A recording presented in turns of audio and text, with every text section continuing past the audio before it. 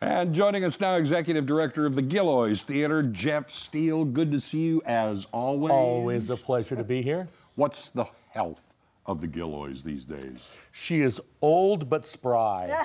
I love that. Very good. 97 years old, but she's great. She's really great. She is going strong, too. It's since COVID, it has just been a house on fire in every good way. Wonderful. It's really Wonderful. What sort of things do you have coming up? Because I know there are a couple of things that I saw on your schedule that are, it really is putting the Gillioz on the map in different parts of entertainment. Sure. Well, I'm assuming you're referring to the Gillioz Jazz Festival. Yes. That's coming up April 5th through the 7th. So, you know, jazz is America's art form. It is. You know, it's an original art form for us. And April is National Jazz Appreciation Month, JAM, as it were. And so we're actually working with the Smithsonian in Washington, D.C. We'll have exhibits of previous jazz masters on display, but we're going to feature regional artists, including our own resident company, the Missouri Jazz Orchestra, Mojo.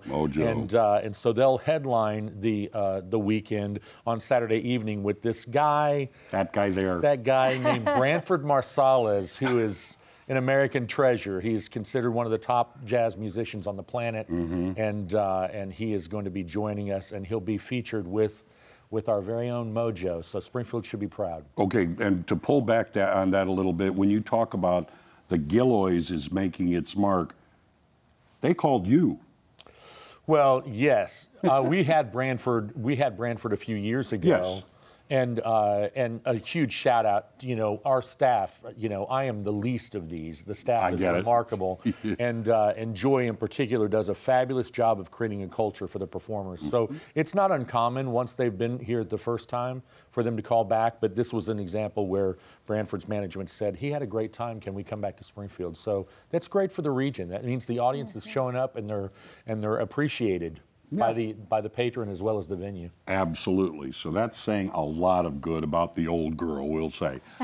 Also, you're bringing something back. It's time for like the matinees to come back. Yeah, right. Well, you know, it's interesting. The Gillioz opened in 1926 as a transition house, which meant that we were part silent film and part live entertainment. And then it really transcended into straight live performance with some smatterings. And then again, that wretched pandemic that closed the touring industry.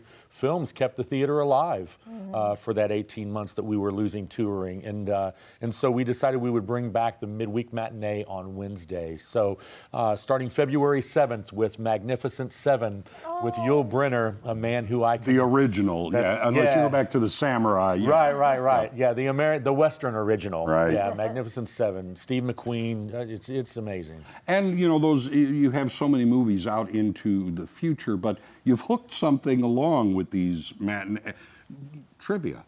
Oh, right, yeah. What we do is we actually, whatever year the film was released in, we do trivia that's around that pop culture. It could be who was on the Time cover for Person of the Year that year. What was the cost of a dozen eggs in 1953 or whatever. And so what we found through some scientific studies, University of Nebraska and others, is that connecting the socialization and the trivia actually reduces the onset of dementia by 50%. What means, Tom, is that going to the movies is good for you. I've always thought that, and I didn't know the reason why. Yeah, me too. Have you visited the Gillioz often? I have. I loved it. But I did not know that it was 97 years old. 1926. I love that. Me too. And I got a big celebration coming up very soon. Yes, you will. It's coming fast.